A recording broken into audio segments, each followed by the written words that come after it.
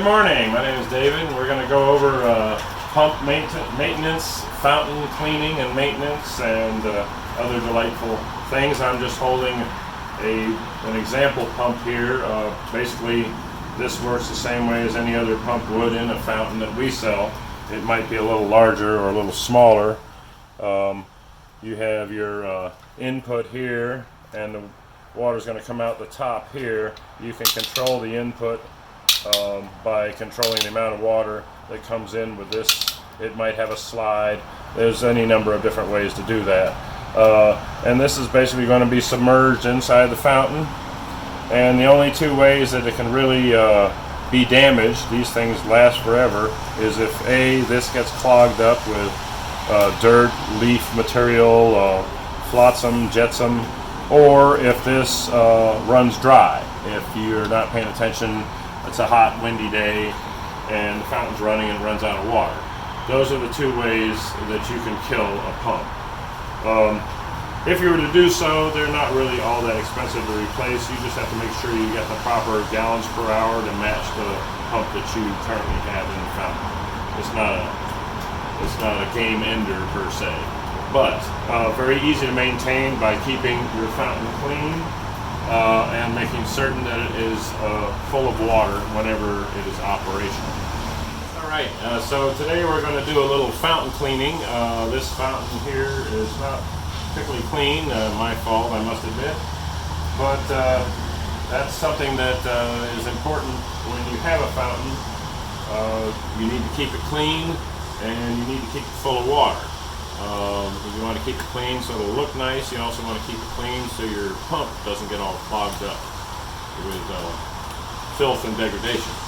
At any rate, things that you want to use and things you don't want to use are very important in cleaning. The two things that are most important would be stiff bristle brushes of different sizes. Old toothbrushes are great for nooks and crannies. This is on perfect size really for most jobs, but the most important thing that you don't want to use is any bleach-based product.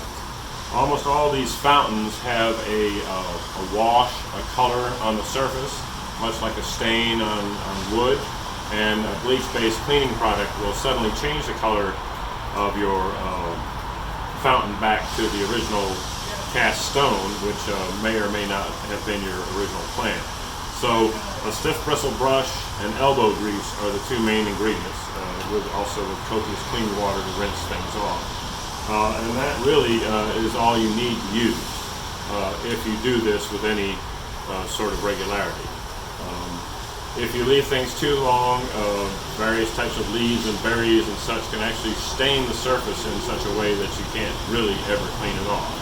So depending on where you put your fountain, like if you have it underneath a crepe myrtle or some other tree or plant that drops a lot of stuff, then you're going to have a lot more cleaning that you need to do. So that might be something you might want to consider when you're considering placement of a fountain also. It's just how much stuff is going to end up falling in it. That being said, we're just going to jump right in and start the work. This fountain has several pieces that come off. This little top part here will be a good example of, this is the before picture. I'm just going to use the existing water in here to just scrub it off.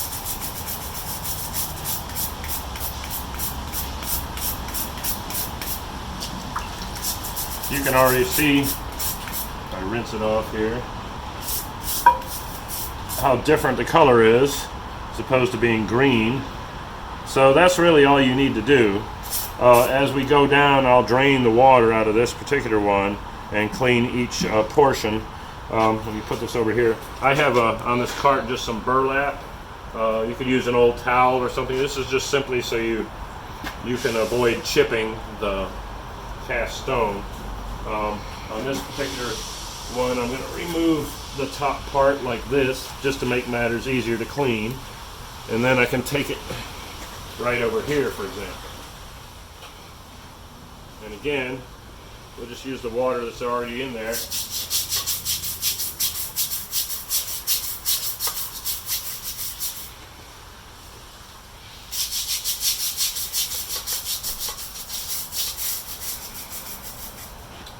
just with the appropriate amount of elbow grease, you can get it nice and clean. Now, I said I had the toothbrush. That's really handy for little nooks and crannies like that. Now, back when we showed you the pump, when we're cleaning these things, we want to make sure when we get down in where the pump is, first that it's unplugged.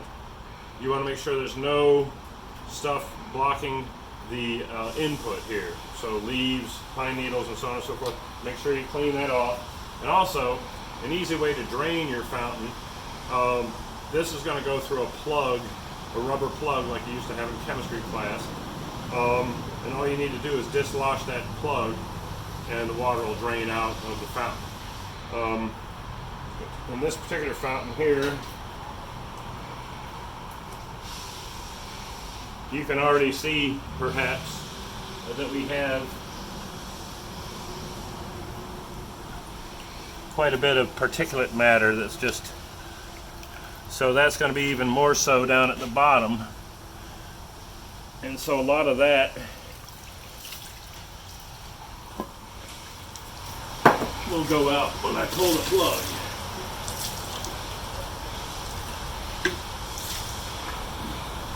There we go.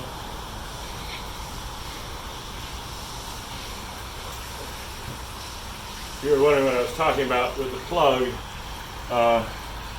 This is where the wire goes through, and that's where the water is currently going out, is where that was sitting down in here.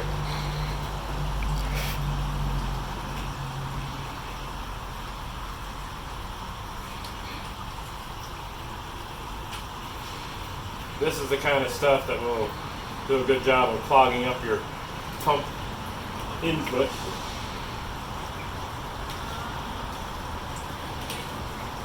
Okay.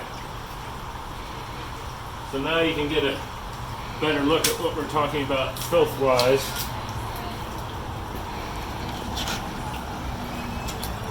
And really how easy it is to remove with just a little elbow grease.